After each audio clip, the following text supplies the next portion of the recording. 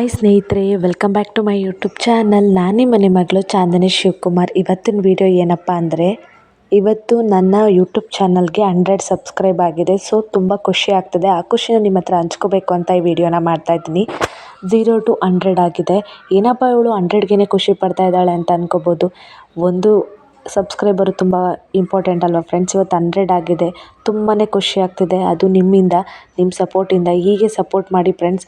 ಹಾಗೆ ನಿಮ್ಮ friends and ಫ್ಯಾಮಿಲಿಗೂ ಕೂಡ ಶೇರ್ ಮಾಡಿ. ಪ್ಲೀಸ್ ಸಬ್ಸ್ಕ್ರೈಬ್ ಮಾಡಿ. ಇವತ್ತು 100 ಸಬ್ಸ್ಕ್ರೈಬ್ ಆಗಿದೆ. ಮುಂದೆ 1000 ಲಕ್ಷ ಆಗ್ಬೋದು. ಅದಕ್ಕೆ ನಿಮ್ಮಿಂದ ಸಾಧ್ಯ. ಸೊ ಪ್ಲೀಸ್ ಸಪೋರ್ಟ್ ಮಾಡಿ ಫ್ರೆಂಡ್ಸ್. ಈ ಖುಷಿ ಜೊತೆ ಇನ್ನೊಂದು ಖುಷಿ ಏನಂದರೆ, ಸರ್ಪ್ರೈಸಿಂಗಾಗಿ ಅಪ್ಪ ಅಮ್ಮ ಮನೆಗೆ ಬಂದಿದ್ದರು. ಎಷ್ಟು ಖುಷಿ ಆಯಿತು ಅಂದರೆ ತುಂಬಾ ಖುಷಿ ಆಯಿತು.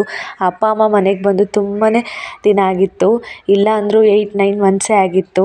ನೋಡಿ ತುಂಬಾ ಖುಷಿ ಆಯಿತು. ಅಪ್ಪ ಮಕ್ಕಳಿಗೋಸ್ಕರ ಬಿಸ್ಕೆಟ್ಸು, ಕೇಕು, ಕಬಾಬು, ಬಾಳೆಹಣ್ಣು ಎಲ್ಲ ತೊಗೊಂಬಂದಿದ್ರು. ನಾನು ಅವರಿಗೆ ಬಜ್ಜಿ ಹಾಕ್ಕೊಟ್ಟೆ ಅಷ್ಟೇ. 5 ನಿಮಿಷ ಅಷ್ಟೇ ಇದ್ದಿದ್ದವರು ಹೊರಟೆ ಹೋದರು. ತೀರಿಸಲಾಗದು ತಂದೆ ತಾಯಿಯ ಋಣವ, ಮಕ್ಕಳಿಗಾಗಿ ಇಡೀ ಜೀವನ ದುಡಿದು ತನ್ನ ನೋವ ಮರೆತು ಅವರ ನಗುವಲ್ಲೇ ಸಂತೋಷ ಕಾಣುತ್ತಾ ಸದಾ ಮಕ್ಕಳ ಏಳಿಗೆಯ ಬಯಸುತ್ತಾ ನಿಷ್ಕಲ್ಮಶ ಪ್ರೀತಿ ತೋರುವ ತಂದೆ ತಾಯಿಯ ಸ್ಥಾನ ಯಾರೂ ಕೂಡ ತುಂಬಲಾಗದು, ಎಂದಿಗೂ ತೀರಿಸಲಾಗದು.